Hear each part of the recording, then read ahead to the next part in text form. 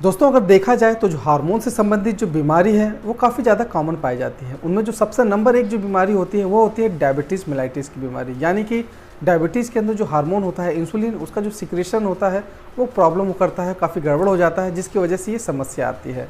और जो दूसरे नंबर पर सबसे जो कॉमन बीमारी है वो होती है थायराइड ग्लैंड की बीमारी। इसके अंदर भी जो थायराइड की जो हार्मोन होता है उसका सिक्रेशन या तो बढ़ जाता है या तो कम हो जाता है। दोनों ही स्थितियों में ये आपके शरीर के लिए नुकसानदायक होता है, क्योंकि ये जो थायराइड का जो हार्मोन होता है वो आपके शरीर की जो मेटाबॉलिज्म है उसको रेगुलेट करता है, उसे मेंटेन करता है। तो अगर ये समस्या आपके शरीर के अंदर काफ़ी लॉन्ग टर्म अगर पाई जाती है तो आपके शरीर के लिए नुकसान होती है। तो दोस्तों ये जो बीमारी है ये कॉमन होने के कारण जो इसकी दवाएं होती हैं उसका भी इस्तेमाल लोग लापरवाही के अंदाज में करते हैं। यानी कि इसकी दवा को जो इस्तेमाल करने का जो तरीका होता है उसके बारे में काफ़ी कम ही लोग जानते हैं, और गलत प्रकार से दवा के इस्तेमाल करने के साथ इस दवा को जो असर होता है वो सही तरीके से आपके शरीर को नहीं मिल पाता है, और थायराइड की जो समस्या है वो जस की तस बनी रहती है।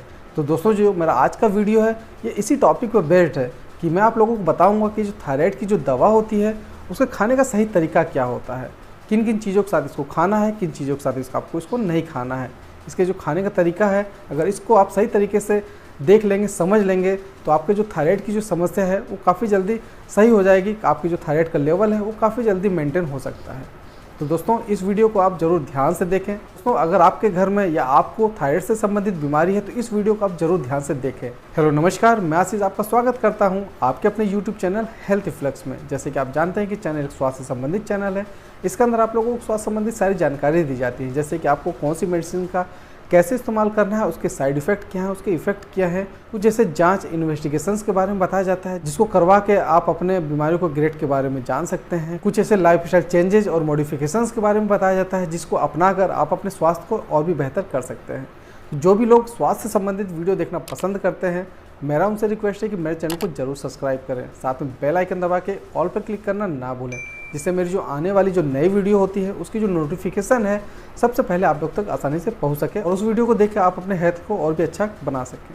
तो देर न करते हुए आते हैं टॉपिक पे। ये जो थायराइड की जो दवा होती है वो एक प्रकार से रिप्लेसमेंट थेरेपी के रूप में की जाती है। इसका ये मतलब होता है कि आपके शरीर में जो हार्मोन आपका शरीर नहीं बना पाता है तो हम बाहर से इसकी पूर्ति करते हैं। तो इसलिए इस दवाओं को आपको राइट टाइम तथा राइट डोज में खाने की आवश्यकता पड़ती है। ये जो हाइपोथायराइडिज्म की जो दवा होती है जिसके अंदर आपका जो शरीर है वो हार्मोन का कम प्रोडक्शन करता है, तो इसकी जो मेडिसिन होती है उसको आपको अर्ली मॉर्निंग एम्प्टी स्टमक खानी होती है। यानी कि आपको सबसे पहले जो काम करना है, सो के उठने के बाद आपको सबसे पहले इस दवा का इस्तेमाल करना है, और वो भी खाली पेट।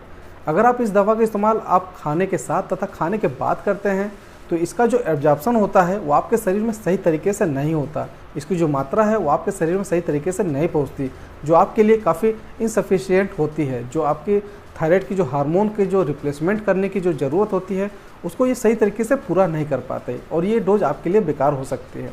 तो इसीलिए आपको जब भी दवा का इस्तेमाल करना है खाली पेट करना है, एम्प्टी स्टमक करना है। इन दवाओं का इस्तेमाल आपको सादे पानी से करना है। आपको चाय के साथ इसका इस्तेमाल नहीं करना है, कॉफ़ी के साथ इस्तेमाल नहीं करना है, और कुछ अन्य जो पेय होते हैं उसके साथ आपको इसका इस्तेमाल नहीं करना है।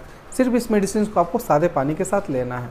इन दवाओं को आपको एक भी डोज मिस नहीं करना है। हफ्ते के 7 दिन खाना है, महीने के 30 दिन आपको इस दवा का इस्तेमाल करना है। रेगुलरली इस दवा का इस्तेमाल करने पर ही आपकी जो थायराइड हार्मोन की जो समस्या है वो मेंटेन हो सकती है। दोस्तों ये जो हाइपोथायराइडिज्म दवा का इस्तेमाल आप कर रहे हैं उसको आपको कोई भी चीज़ खाने से 30 से 60 मिनट पहले खाना है। यानी कि आपको किसी भी प्रकार का खाना खाना है या कोई भी ऐसा पेय पीना है तो सबसे पहले आपको इस दवा का इस्तेमाल करना है। उसके बाद 30 से 60 मिनट के बाद किसी प्रकार के खाने का इस्तेमाल आपको करना है। और दोस्तों इसके खाने के तरीक़ों में आपको एक बात का और ध्यान रखना है, कुछ ऐसी मेडिसिन होती हैं जिसको आपको खाली पेट खाना होता है। इसमें आपकी कुछ डायबिटीज़ की मेडिसिन आती हैं उसको आपको खाली पेट खाना होता है। कुछ ऐसे एंटासिड्स आती हैं, कुछ ऐसे गैस की दवाएँ होती हैं, पीपीआई इनहिबिटर्स होती हैं, उसका इस्तेमाल आपको खाली पेट करना चाहिए।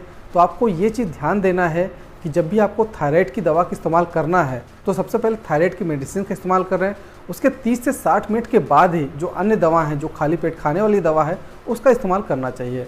आपको कभी भी कई दवाओं के साथ इस थायराइड की गोली का इस्तेमाल नहीं करना है, क्योंकि इसके एक साथ इस्तेमाल करने से जो थायराइड की दवा का जो एब्जॉर्प्शन होता है वो डिस्टर्ब हो सकता है, काफ़ी स्लो हो सकता है, जिसकी वजह से आपकी जो शरीर को जो जितनी मात्रा में हार्मोन की आवश्यकता है वो उतनी नहीं मिल पाएगी। आइए दोस्तों बात कर लेते हैं हाइपरथायराइडिज्म में जो मेडिसिन यूज की जाती है और किस प्रकार से इसको मेंटेन किया जाता है। इसके अंदर आपकी जो थायराइड ग्लैंड है वो काफ़ी ज़्यादा एक्टिव हो जाती है, आपके हार्मोन का जो प्रोडक्शन होता है, सिक्रेशन होता है, वो काफ़ी ज़्यादा करने लगती है। तो इसी को कंट्रोल करने के लिए रेडियो एक्टिव आयोडीन नाम की जो मेडिसिन होती है उसका इस्तेमाल आपको किया जाता है, लेकिन इसका इस्तेमाल रेगुलरली करना चाहिए। लेकिन कुछ ऐसी कंडीशन होती हैं जैसे ब्रेस्ट फीडिंग मदर हो गई या प्रेग्नेंट वूमन हो गया, कोई भी रिप्रोडक्टिव पर्सन यानी कि मेल है चाहे फीमेल है, उसमें इसका इस्तेमाल नहीं करना चाहिए, क्योंकि इनमें इस्तेमाल करने से कुछ ऐसे साइड इफ़ेक्ट देखे गए हैं जो आपकी कंडीशन को और ख़राब बना सकते हैं। और जो रेडियो एक्टिव आयोडीन का जो इस्तेमाल है वो 18 वर्ष की कम के आयु के जो बच्चे हैं उनमें नहीं करना चाहिए। उसमें सबसे ज़्यादा जो दवा यूज़ की जाती है वो यूज़ की जाती है नियोमर्काजोल जो ग्रुप की जो दवाएँ होती हैं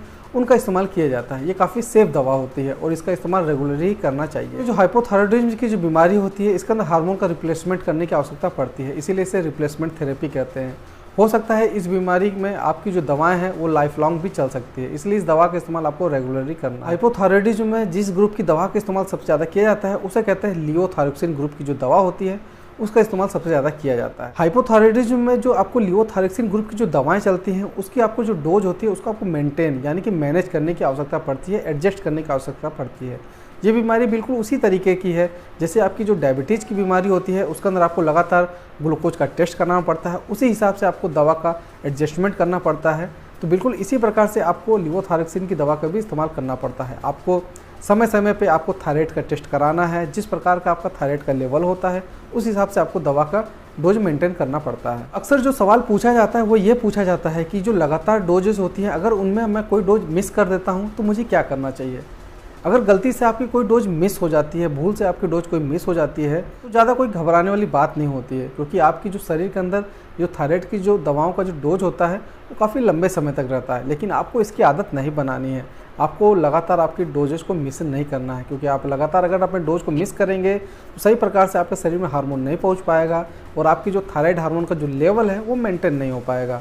कुछ लोग इस संशय में रहते हैं कि जो मेरा थायराइड का जो लेवल है वो सामान्य अगर हो गया है तो क्या मुझे थायराइड की दवा का इस्तेमाल करना बंद कर देना चाहिए। जी ऐसा बिल्कुल नहीं करना चाहिए, क्योंकि इन्हीं दवाओं को इस्तेमाल करने से, इन्हीं डोज के मैनेजमेंट के कारण ही जो आपका थायराइड का जो लेवल सामान्य हुआ है वो हो पाया। इसलिए आपको थायराइड की दवा को बंद नहीं करना चाहिए, बल्कि आपको थायराइड की जो दवा है उसकी डोज का एडजस्टमेंट करना चाहिए। कुछ लोग अक्सर ये गलती करते हैं कि जो थायराइड की दवा का जो इस्तेमाल करते हैं वो एक दिन छोड़ के करते हैं, यानी कि अल्टरनेट डे पे करते हैं। ऐसा बिल्कुल नहीं करना चाहिए, क्योंकि जो भी आपकी रिप्लेसमेंट थेरेपी है उसमें हार्मोन की जो आवश्यकता होती है वो लगातार होती है, डेली होती है। इसीलिए अगर आप एक दिन छोड़ के दवाओं को इस्तेमाल करेंगे तो ये आपके शरीर में कोई भी फायदा नहीं पहुंचाएगी। दोस्तों लास्ट में मैं आप लोगों को इसकी एक समरी बता देता हूँ। सबसे पहले आपको जो थायराइड की दवा है, जो हाइपोथायराइड की जो दवा है, लियोथायरोक्सिन ग्रुप की जो दवा है, उसका इस्तेमाल आपको लगातार करना है।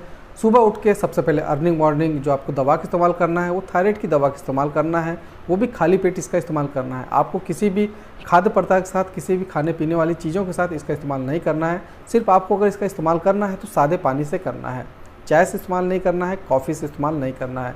अगर आपकी कोई ऐसी मेडिसिन भी चलती है जो खाली पेट चलती है तो सबसे पहले आपको थायराइड की दवा खानी है, उसके 30 से 60 मिनट के बाद ही आपको अन्य दवाओं का इस्तेमाल करना है। तो दोस्तों अगर ये वीडियो आप लोगों को थायराइड की दवा के खाने के जो तरीके हैं उसके बारे में समझने में काफ़ी फ़ायदेमंद लगता है तो इस वीडियो को आप ज़्यादा से ज़्यादा शेयर करिए, जिससे आपके जो जानने वाले हैं उनको भी अगर इस प्रकार की समस्या है तो थायराइड की दवा खाने का जो सही तरीका होता है, सही मात्रा होता है, उसके बारे में उनको जानकर अपने हेल्थ को अच्छे करने में काफ़ी ज़्यादा फ़ायदा मिल सकता है। दोस्तों ये वीडियो आप लोगों को कैसा लगा इसको कमेंट करके आप ज़रूर बताएं, और भी किसी अन्य प्रकार की वीडियोस देखने के लिए मेरे चैनल को आप सब्सक्राइब करना ना भूलें।